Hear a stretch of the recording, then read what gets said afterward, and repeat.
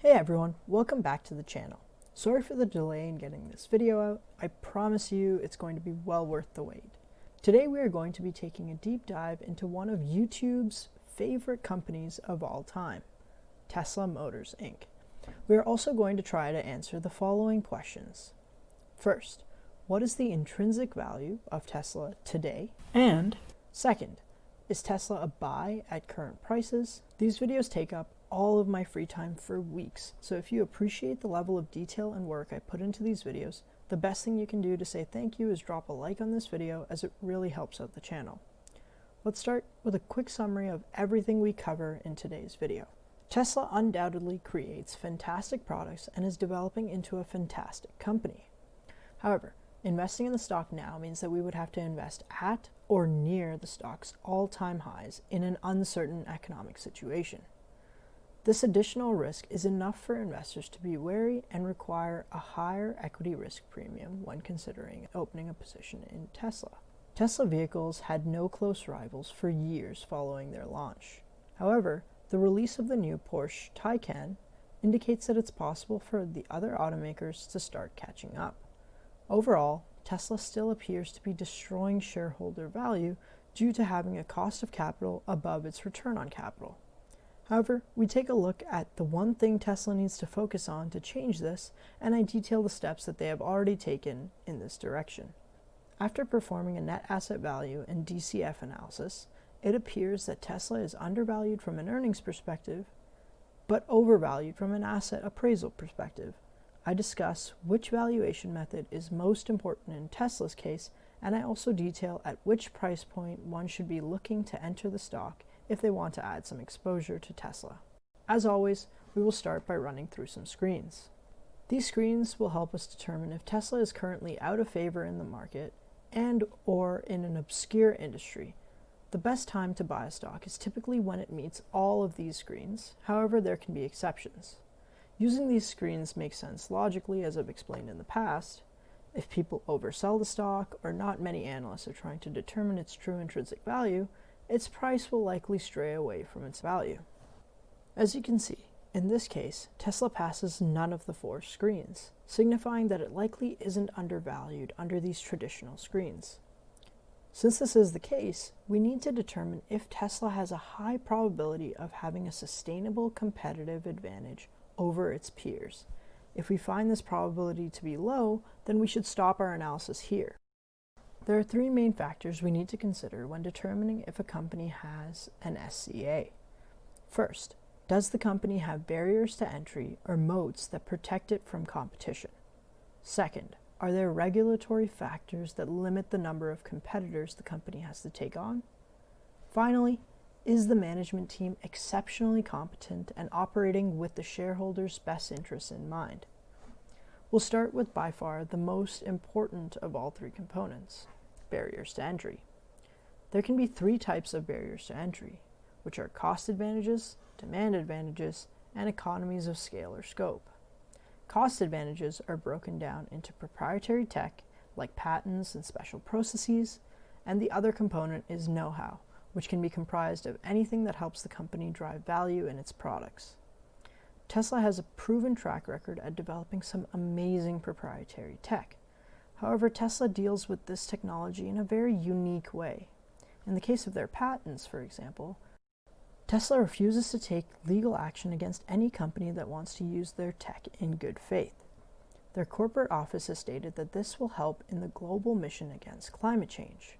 Further, partaking in things like this helps the company attract the best and brightest engineers, which is a virtuous cycle that helps the company progress further and develop the best results from their R&D expenditures. However, there's one area where Tesla falls behind their competitors. This is within the manufacturing processes. Toyota is leagues ahead of Tesla in this field. However, this is something Tesla is focused and ready to improve on, and they've actually taken steps to set up their vehicle lineup to maximize efficiency, like WestJet once did. The biggest cost advantage that Tesla has is its know-how in AI and machine learning for autonomous tech. Because this is such a big part of Tesla's future and potentially all vehicles, I wanted to give everyone a quick lesson on how machine learning works. If you're not interested in this lesson and what it means for Tesla's neural networks, I'll leave a timestamp for where you can skip to.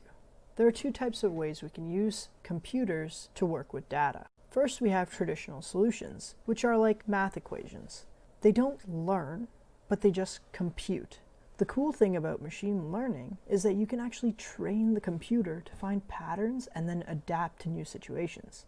It learns, similar to the way the human brain learns, but just at a much faster rate. Let's look at a simple example where we determine how we can train a computer to classify an object as a rubber duck or not a rubber duck. We start by determining the most important features of a rubber duck that we can tell a computer to look out for within a dataset. First, we have the approximate color that a rubber duck comes in. Second, we have the approximate shape that ducks come in. The next step is to then feed the computer a training set with and without rubber ducks. The computer will use this training set to train itself for what features to look for that are most representative of a rubber duck. After the machine learns the approximate features to look for, it will create a classifier which it will use as a guide to identify new objects as a rubber duck or not a rubber duck. Then we can feed the machine some inputs without telling it if it's a rubber duck or not, and let it decide for itself. If you remember how you learned math in grade school, a good teacher might have followed a similar process until you were able to complete the math problems yourself without any guidance. However, a big problem with machine learning is that there is a risk of overfitting the classifier to the specific training data provided. This makes the machine perfect at determining if an object from the training set is or isn't a rubber duck, but then it can lose accuracy when we bring in new data not originally in the training set.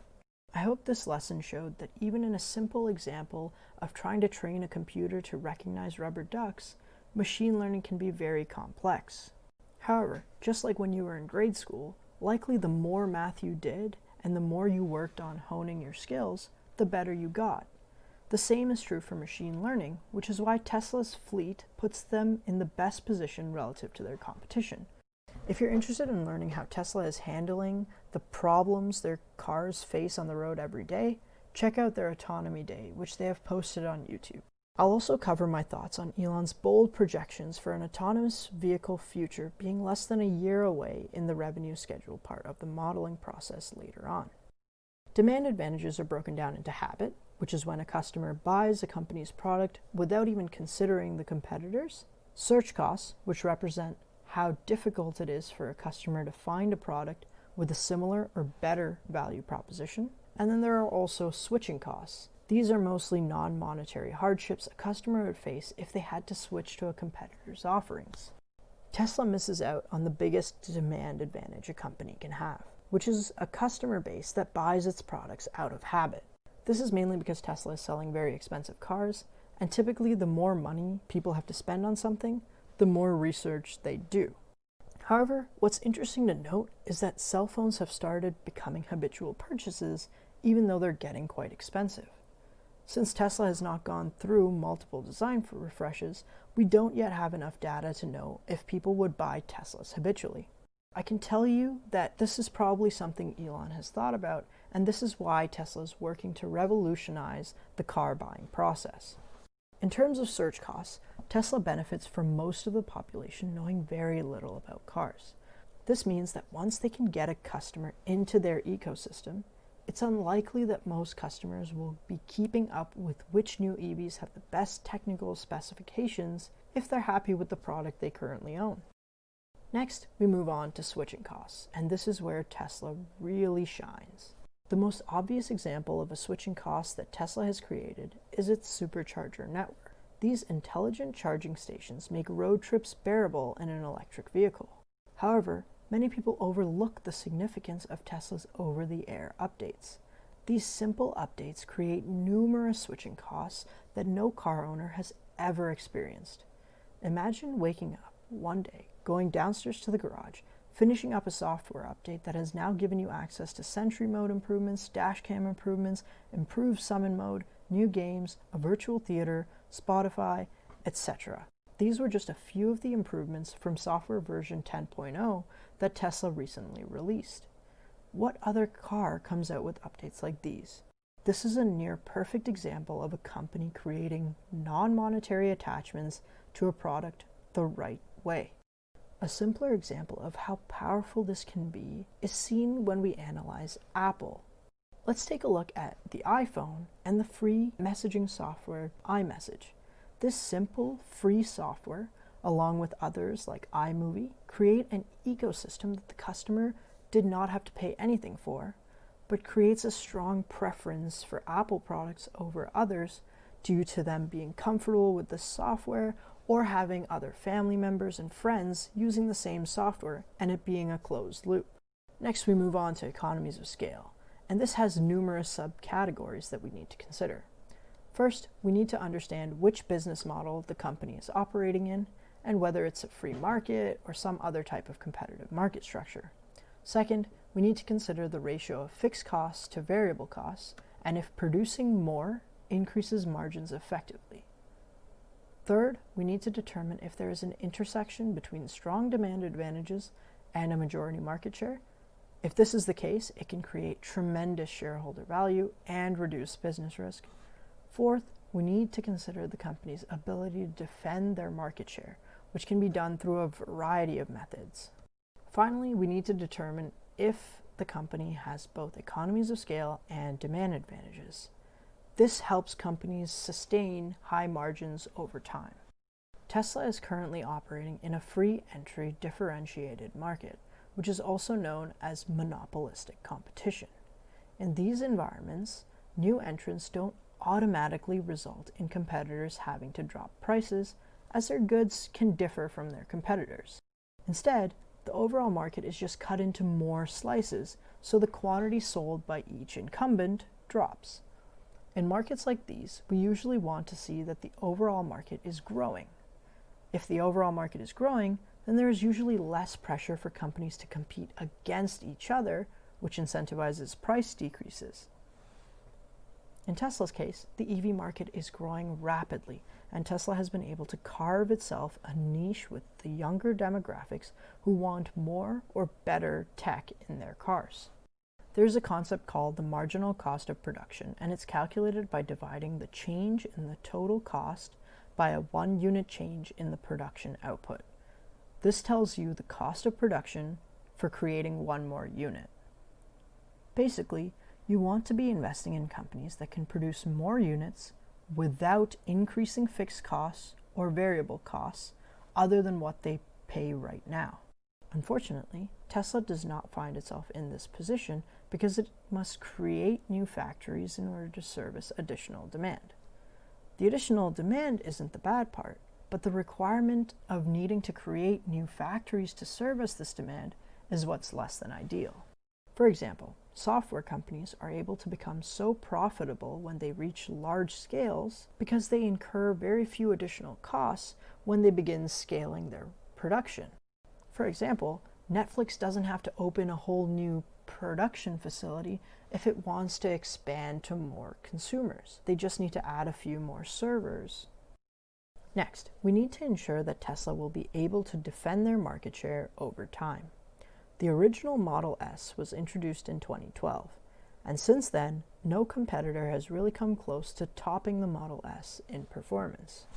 There are, of course, some exceptions like the Rimac Concept 1 and the Neo EP9. However, these are in a completely different cost bracket and are not really comparable to any Teslas currently on sale. Tesla may also match these cars with the Roadster 2.0, but we'll get an update on that sometime soon.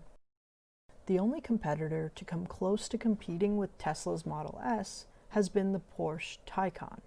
Many absolutely love the performance, handling, and interior of the Taycan, and argue its premium pricing is justified given these improvements.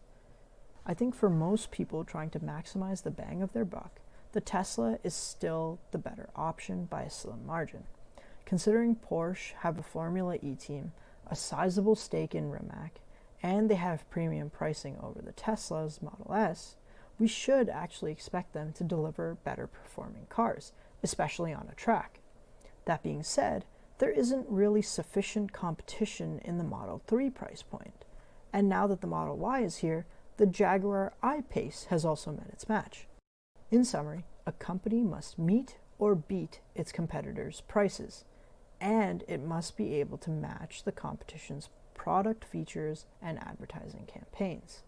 I think the above discussion shows that Tesla is able to defend its market share, and an added bonus is that it does so without the need for advertising expenditures, other than its referral programs.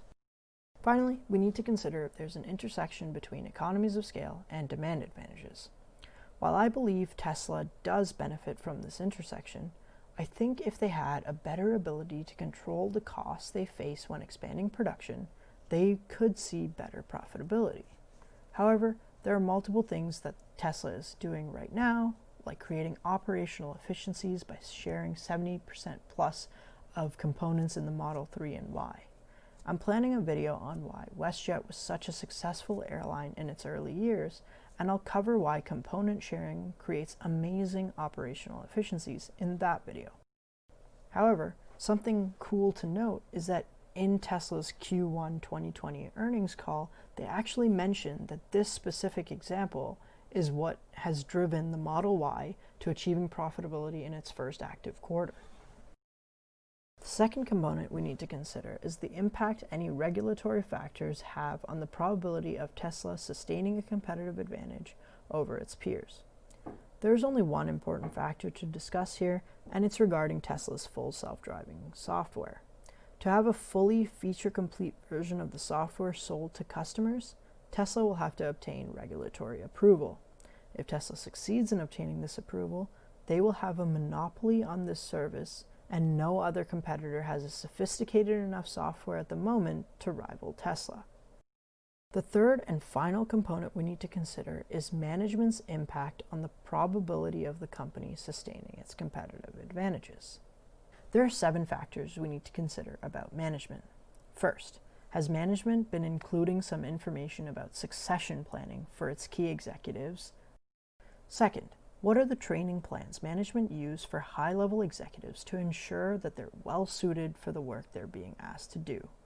Third, what are the internal promotion programs that the company has in place? Fourth, what is management's track record at meeting profitability and other targets set in their MD&A?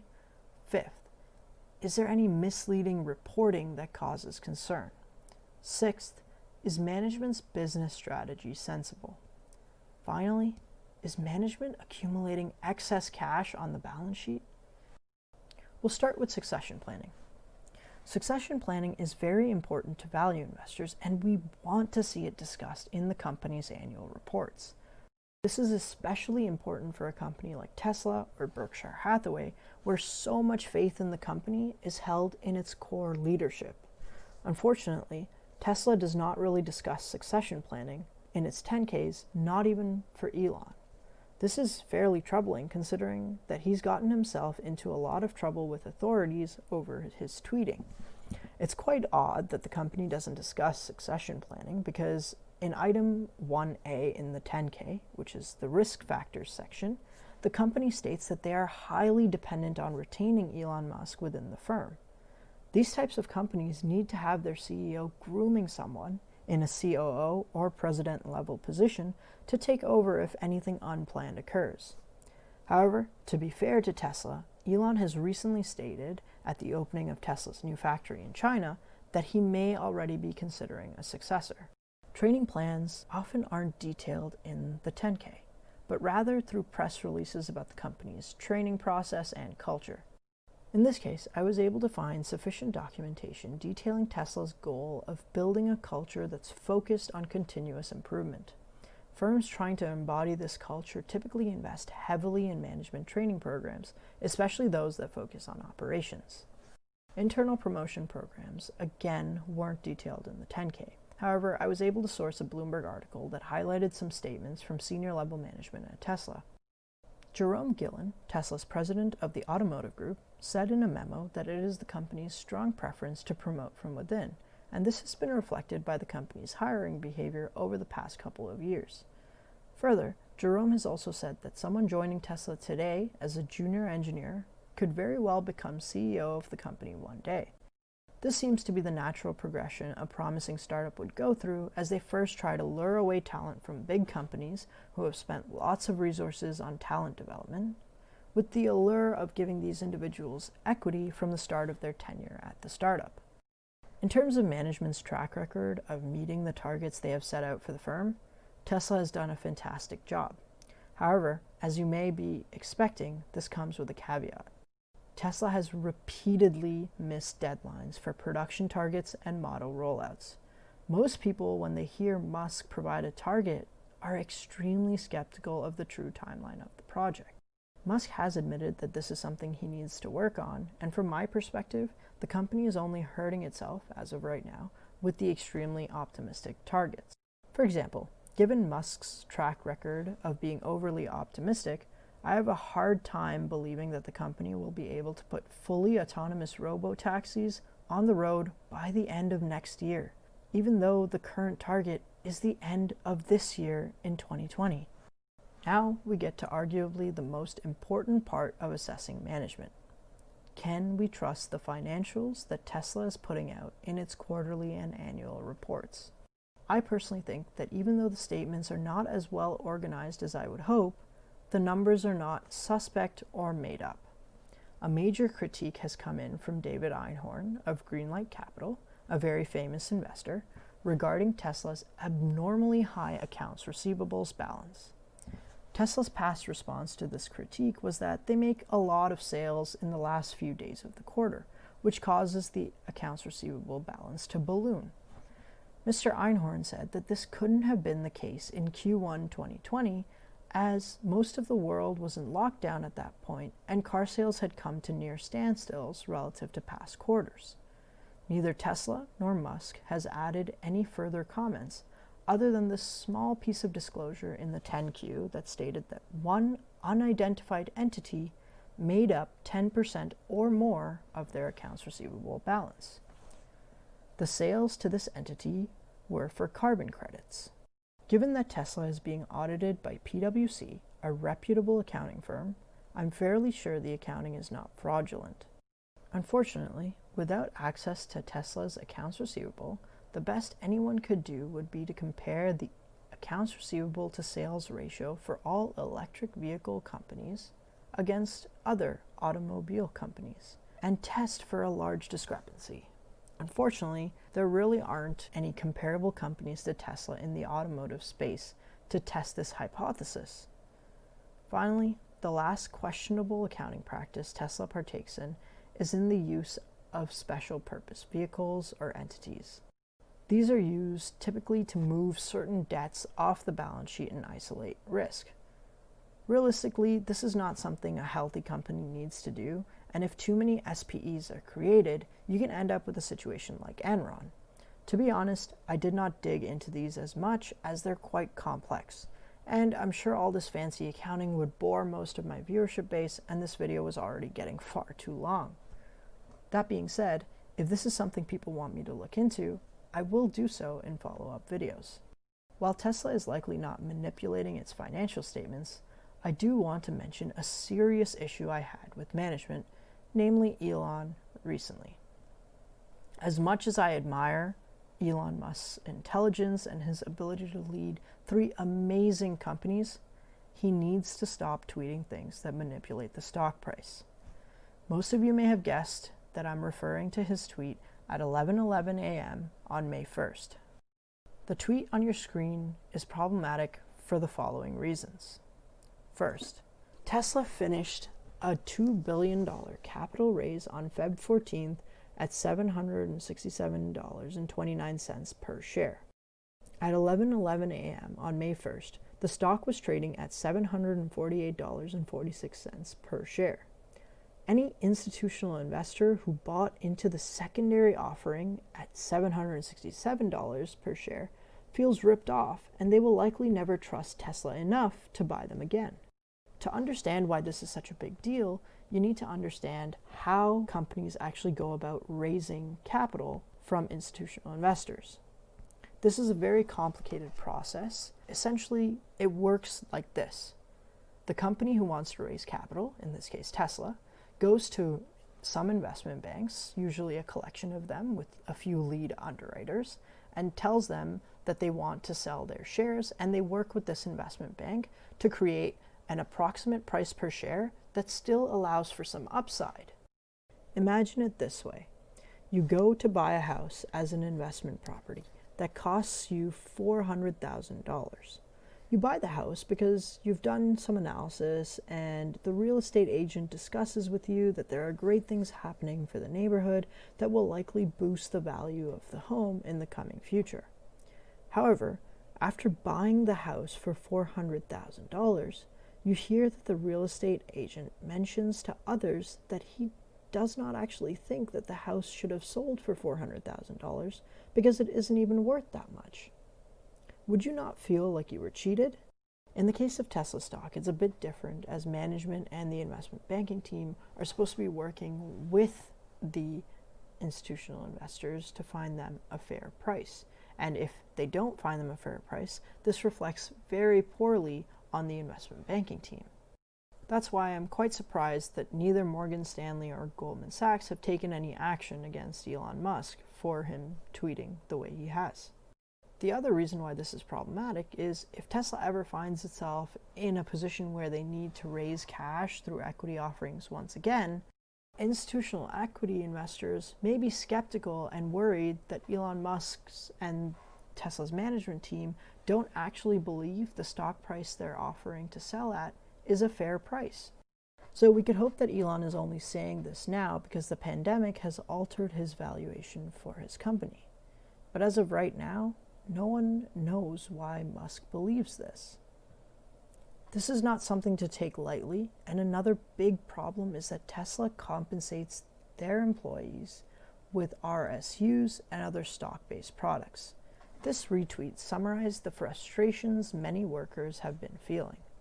I just wanted to say that I haven't vetted this person to know if they're honestly a Tesla employee, and I have not done sufficient research into Tesla's pay scale versus its competitors.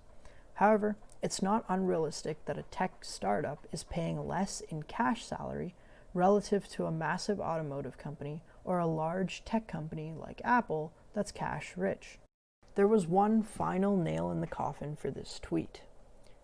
Here's the insider buying and selling activity of Tesla's management presented in two different ways.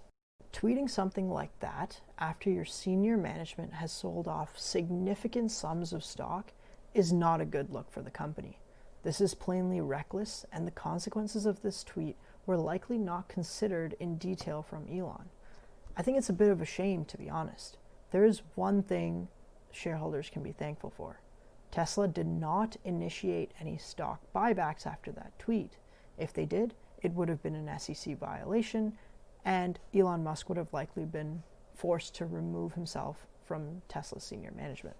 To be clear, if Tesla's management were not selling stock at hefty levels prior to the tweet, and if Tesla hadn't recently completed a secondary equity offering, there wouldn't be as much to be frustrated about with his tweet. Now let's go back to analyzing the management team. A sensible strategy is something that's obviously very important to see a management team following. I believe Tesla has, for the most part, been following a very intelligent strategy. They've made electric cars exciting. They've found a niche without alienating other potential markets. They've started with higher margin products, and they've done all the other amazing things I've highlighted in the barriers to entry segment. However, as most of you can tell by now, I have a deep appreciation for Tesla's strategy and business, but I did not approve of the design for the Cybertruck. I believe a futuristic design like that would have been perfect for a budget-friendly coupe, potentially something that could compete with the Toyota 86 and Subaru BRZ models. However, an electric pickup by itself is polarizing enough to the average pickup truck buyer. A futuristic design choice only pushes away the average buyer more. Of course, this is just my opinion, and I'd be happy to be proven wrong. The final component we need to test is to see if Tesla's management team are unnecessarily hoarding cash. This doesn't seem to be the case or even applicable to Tesla, given that they're still in their growth and development phase. While on the surface you may think it's a good idea for a company to have mounds of cash sitting on their balance sheet, it's actually quite problematic past a certain point. I will explain this concept in more detail when I eventually cover one of the most successful companies in the world, Apple, and their struggle with maintaining and managing a mountain of cash. So, after considering all of these qualitative factors, it seems that Tesla most definitely has a high probability of sustaining a competitive advantage over its peers. I'll quantify this at about an 80% probability that my analysis will hold true. The significance of this number will become clear when we need to determine what entry price we should be targeting when trying to open or add to a position in Tesla. So the next step is to understand the current market environment and the business risk inherent to Tesla's operations. Right now, battery-powered electric vehicles make up only 2% of overall vehicle sales. This tells us two important things.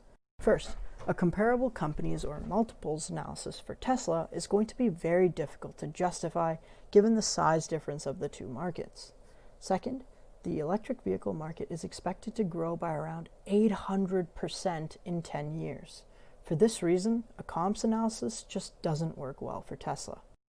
Essentially, most companies who are predominantly producing ICE vehicles are looking at potential declines in sales levels, and Tesla is looking at very high growth rates, so they're not very comparable. The market, when operating efficiently, prices in this growth versus decline disparity based on the company's production plans and R&D developments. Therefore, comps analyses will always tell us that Tesla is overvalued because it doesn't have a good comparable company data set. If you want me to do a video on how we perform comparable companies analyses, let me know in the comments below. Tesla has actually been able to get customers to go from owning economical cars to buying into baseline luxury. This is fantastic to see because it means that Tesla has been able to take a premium pricing stance and still bring in lots of customers from the lower bracket car pricing range. Given that the demand for a vehicle is fairly inelastic in today's society, it's great to see that Tesla is able to upsell the Model 3 to customers right now. The other reason why this is important to see is because battery technology and operational efficiencies are for the most part going to improve as time passes and more R&D ensues. This is great to see because it means that Tesla can eventually increase prices as better technology comes out, and they will have to spend less to produce their cars as they improve their operations. This means that profit margins will widen as time progresses because customers don't seem to have a problem paying more for a Tesla relative to their prior cars. This is also true right now because Tesla hasn't really had a fair competitor in the space. However, we need to see if that dynamic changes. The way we can confirm that this trend will continue or that the customer doesn't regret their decision is by looking at customer satisfaction data. Here's what we find. The majority of Tesla owners that were polled are absolutely in love with the key aspects of their car. Take note of the relative lack of appreciation for interior materials here. Essentially what I'm trying to highlight here is that the worst aspect of the car's design and performance was actually quite well loved by the car's owners. When we go to Tesla's Quirks, most people are fairly satisfied with the features. Given that people don't usually buy cars for their features alone, there's not much else to say here. However, the over-the-air updates are key as we discussed how this could potentially be creating switching costs for the current drivers of Teslas. And it's good to see that they're well loved here with an average score of 4.87 out of 5. The biggest testament to Tesla is the following chart. Tesla owners love their cars so much that they're willing to recommend it, buy it again, never go back to gas-powered cars, and the car has overall exceeded their expectations. However, we have to note the one glaring standout here. The reliability, or lack thereof, of the Model 3 seems to be the only thing that could change the customer's referral behavior. The charts on your screen showcase the two main problems with owning a Tesla right now. First, the quality control of the manufacturing isn't perfect, or even close to perfect right now. This means that customers are fairly likely to have to drop off the car for servicing. Unfortunately, this leads to the second issue. The wait to get an appointment is on the rise, and once you do get an appointment, the wait to get the car back is quite long as well. To be fair to Tesla, they have been decreasing the wait time for customers to get their cars. This is where the benefits of having products with shared components comes in. Picture a Tesla service center that needs to stock parts. Since the Model Y and the Model 3 share 70% of the components, the service center needs to hold 35% less inventory than they would have to if the two models shared 0% of the components. The math is shown on the screen if you're curious as to how I determine the number. Of course, stocking inventory is far more complex than this, but you can see how even with this simple example, we can showcase the advantages of this shared component operating model. With Tesla, I could cover the current market environment for 3+ hours and still have only scratched the surface because there's just so much going on. Further, this stock's news stories are covered by many other YouTubers, so there's already plenty of coverage out there. However, if you guys are interested in seeing more qualitative coverage, do let me know in the comments down below, and I'll see if I can implement that in the channel lineup. As you may remember from my previous stock analysis video, we need to look at the business risk of Tesla next. From an industry perspective, we need to look at Tesla from two angles. First, the electric vehicle industry. Second, the overall automobile manufacturing industry.